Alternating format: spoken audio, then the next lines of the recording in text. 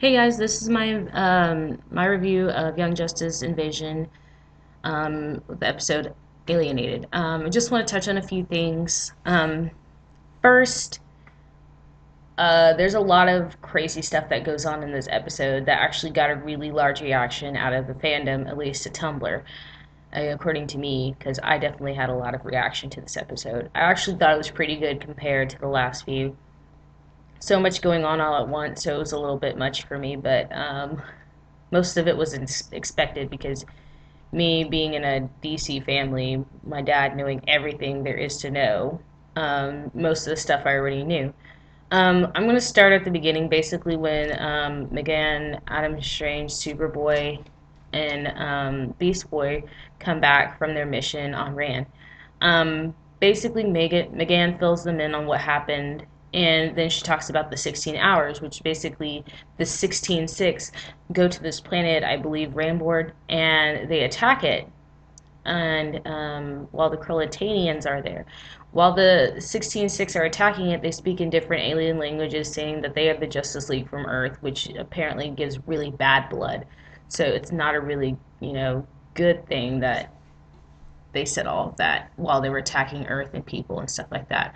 Well, the Iranians were already on the planet because um, they paid the authorities basically so they can build their base in the jungle of Iran. So after that, the Iranians got attention to Earth and they went to Earth and all the other stuff. Basically, this is really good plot development. What I really don't understand is the point of Iranians. I'm guessing like they're pawns or a distraction to what's really to come, but which I can totally understand because they really didn't seem that powerful in the first place because the League were taking out their bases one by one.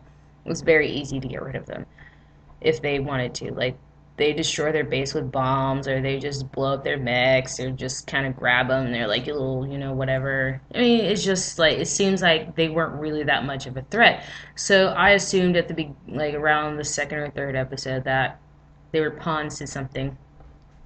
So later on, we find out that Megan uses her lobotomizing technique once again, which disturbs me a little bit. And obviously, it disturbs Superboy. And the thing that bothered me is that no one really said or did anything about it. Like, yeah, like Martian Manhunter had some kind of reaction, and Superboy's like, oh my god, she did it again. But still, there was really no, like, whoa, what did you just do? Did you just, kill this thing? But anyway, the thing is, my theory is it's not dead, and I'll talk about that here in a minute. Well, later on, they find out where the the Krillitanian base is, and they fly there, and this is where they're trying to take off or whatever. Well, the Justice League and the team attack it, which is really cool because all the proteges and the mentors are fighting together, and it's so cool. During this part, we finally find out what happened to Aqualad, and it's the fact that he has gone to the dark side. It literally broke my heart. I knew it was happening because I knew that Black Manta was his father, and I was like, well, he's gonna find out eventually, but it doesn't exactly mean that he's evil. What?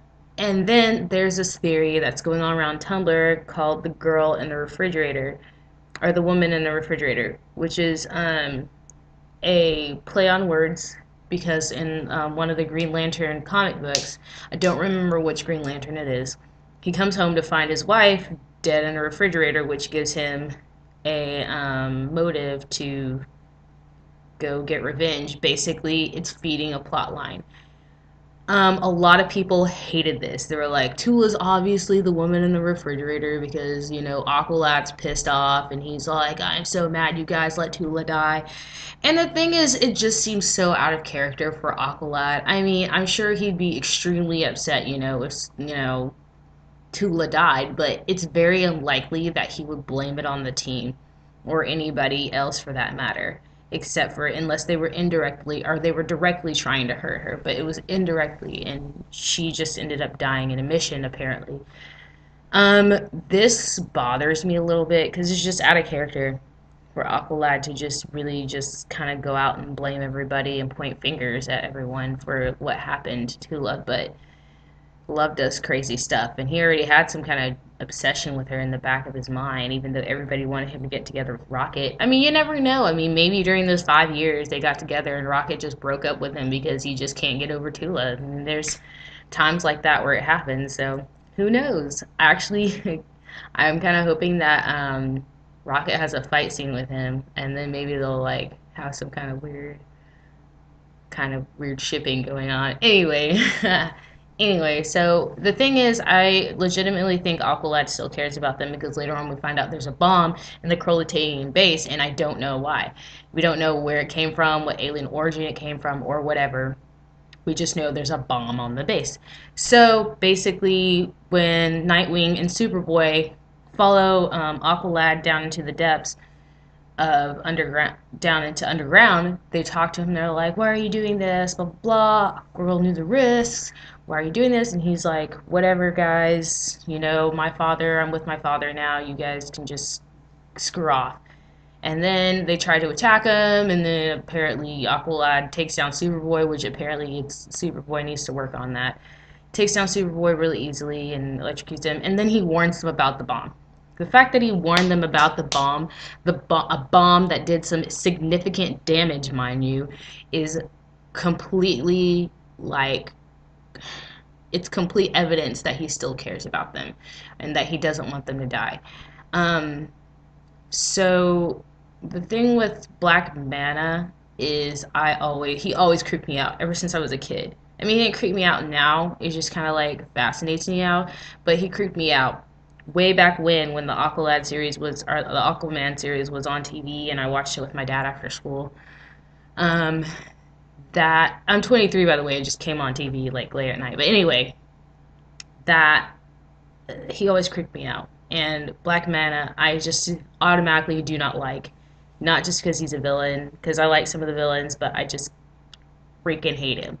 So anyway, the mentors go off into space, back to Ramboard so they can clear their names, which is really cool. And I thought the scene with them leaving their proteges was pretty cool. It was really touching and epic and stuff like that. So anyway, let me close this out real quick. Basically, I don't agree with Aqualad going all angry, revenge, Punisher, Kill Bill all over everybody. I don't agree with that. It just seems out of character. Woman in the refrigerator thing I don't really agree with either, because they have said later on that in the middle there's supposed to be a video game to fill us in on those 5 years, which I'm assuming is what it is, but I don't like that because the fact that we have to wait for answers to something that's going on right now bothers me, which also scares me into another hiatus. Another thing, I forgot to touch on the Krolitanian when Megan gave him the lobotomizing technique. Where did they get that other prisoner Krolitanian? I'm not really sure where. That might have been the one that they were interrogating, but if anybody remembers, just leave in the comments or whatever.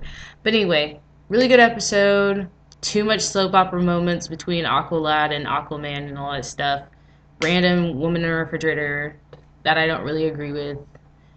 Like, I agree that I don't think it was like a plot twist. I think it was like a up and coming, this is what's happening, or a clue of why. But like I said, out of character for Aqualad completely. Anyway, really good episode. Lots of adventure, lots of action. Wonder Girl was cracking me up. Little less Fangirl, little more Wonder Girl. That was cracking me up. Thank you, Wonder Woman. Brotherly love before Superman and Superboy, which was weird. I always thought it was a father-son kind of thing, but not really. Yeah, the Bat Family's really cool. The thing is about the Bat Family is just, I don't know about anybody else, but the Bat Family is cool, but there's something different about him in Young Justice, but I'm not really sure what it is. Anyway, this is getting too long. I gotta close out. Alright, bye. Thanks, guys.